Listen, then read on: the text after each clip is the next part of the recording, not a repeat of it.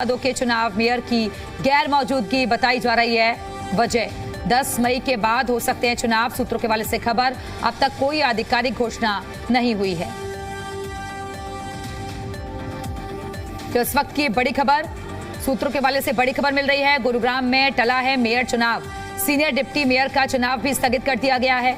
दरअसल आज दोनों ही पदों के चुनाव होने वाले थे, लेकिन मेयर की गैर मौजूदगी इसकी वजह बताई जा रही है और अब 10 मई के बाद हो सकते हैं ये चुनाव। हालांकि अभी तक कोई आधिकारिक घोषणा नहीं हो पाई है। तो गुरुग्राम में मेयर चुनाव टल गया है, सूत्रों के हवाले से खबर मिल रही है। इसके अलावा सीनियर डिप्टी मेयर का चुनाव भी स्थगित कर दिया गया है।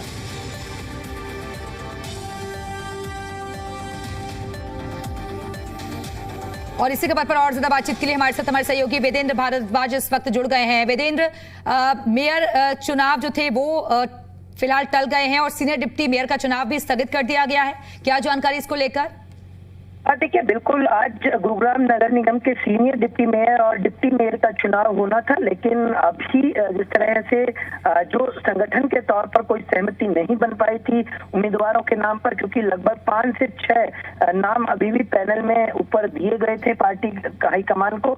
और गुरुग्राम के नगर निगम के सीनियर डिप्टी मेयर और डिप्टी मेयर के चुनाव को लेकर अभी फिलहाल जिस तरह की जानकारी मिल रही है, हालांकि आधिकारिक पुष्टि अभी किसी तरह से नहीं की गई है, लेकिन अभी चुनाव टलता हुआ नजर आ रहा है। और यही कारण है कि अभी तक किसी भी पार्षद को ना तो इस चुनाव की जानकारी दी गई है, ना किसी को इनवाइट किया गया है, क्योंकि बिना पार्षद के मौजूदगी में ये चुनाव संपन्न होना वाजिब नहीं है। और यही कारण है कि अभी भी ये बताया गया है कि मेयर की अनुपस्थिति के चलते फिलहाल ये चुनाव टाला जा रहा है। देवेंद्र, अब भी खबर मिल रही है कि 10 मई के बाद चुनाव कराए जा सकते हैं।